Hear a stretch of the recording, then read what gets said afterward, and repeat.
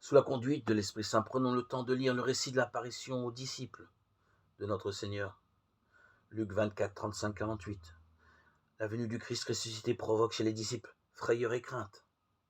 Ils n'osent pas croire. Ils sont bouleversés, troublés. Or, la foi est stabilité, assurance. Pour y entrer, la vision du Christ ressuscité et la palpation de ses plaies ne suffisent pas. L'intériorisation du projet de Dieu manifesté dans l'Écriture est nécessaire. Elle seule permet d'en goûter la cohérence, la continuité même étonnante, la fécondité. Ainsi, les gens avaient-ils invité des femmes à se rappeler ce que Jésus leur avait dit. Luc 24, 6. De même, celui-ci avait expliqué aux disciples d'Emmaüs ce qui le concernait dans toute l'Écriture, verset 27. Ici, il ouvre l'intelligence des disciples à la compréhension des Écritures, verset 45.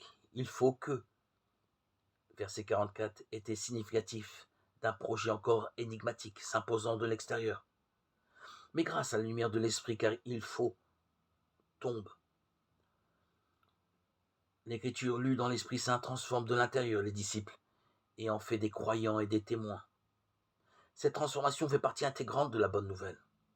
Si la résurrection de Jésus ne transforme pas nos vies, ce n'est qu'une nouvelle, certes extraordinaire, mais non pas la bonne nouvelle. Un témoin est bien plus qu'un porte-parole. Sa vie, son engagement sont intégrés à la parole qu'il porte et en montrent la véracité. L'écriture n'est plus seulement la lettre, elle s'inscrit dans les cœurs, se donne à lire dans la vie des témoins.